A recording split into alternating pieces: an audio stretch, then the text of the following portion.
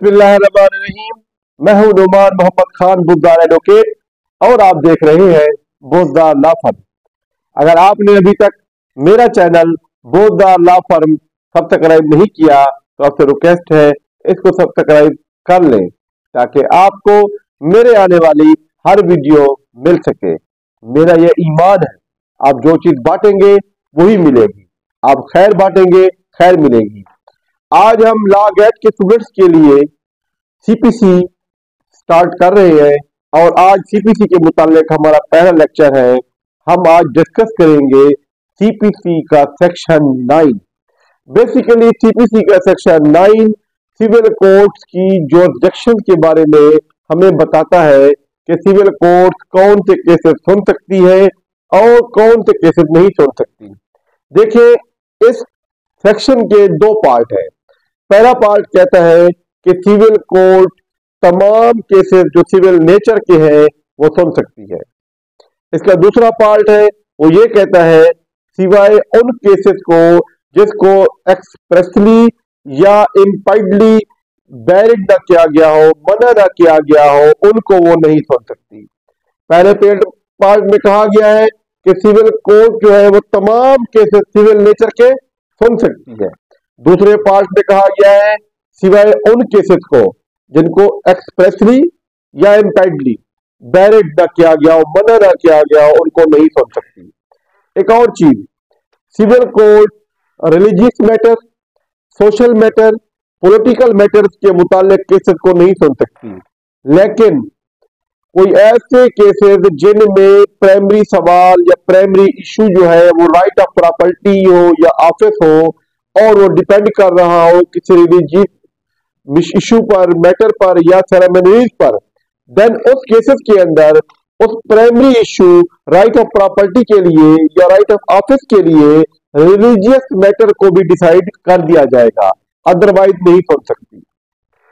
अब इनमें दो तीन सवाल आ गए।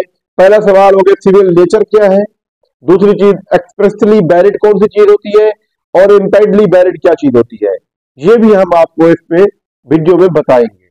अब सिविल केसेस या सिविल नेचर या civil cases rights of property होती है। लेट्स सी, आपका राइट एक जगह पर बनता था और किसी और पार्टी ने आपके राइट को वायलेट कर दिया, तो उस बंदे की जिसका राइट वायलेट हुआ है वो सिविल कोर्ट के जरिए अपने राइट को इन्फोर्स करवा सकता है। लेट्स सी, आपने एक प्रॉपर्टी दी है, आपने इस प्रॉपर्टी की खातिर उस शख्स को तमाम पेमेंट अदा कर दी। जब पेमेंट दूसरी पार्टी को मिल गई और उसने आपको रजिस्ट्री या इंतकाल देने से इनकार कर दिया, तो आप थ्रू कोर्ट जो है आप अपने राइट को जो है इन्फोर्स करवाएंगे।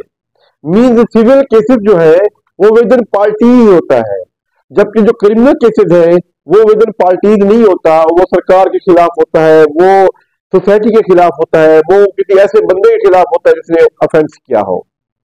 अब एक और चीज, एक्सप्रेसली बैरिड क्या चीज होती है। देखिए, कोई ऐसा लॉ, कोई ऐसा एक्ट जो किसी भी मैटर को मना करे कि आपने सिविल केसेस इस किस्म के सिविल केस को सिविल कोर्ट में नहीं लेके जाना, तो उसको हम कहते हैं एक्सप्रेसली बैरिड।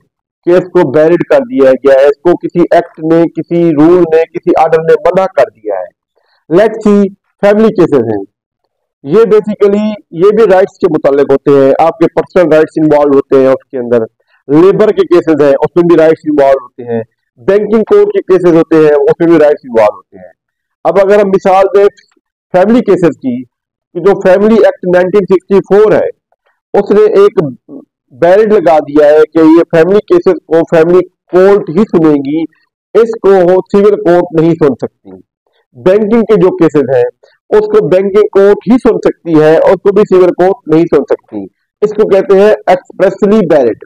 दूसरा होता है इम्प्लाइडली बैरिड।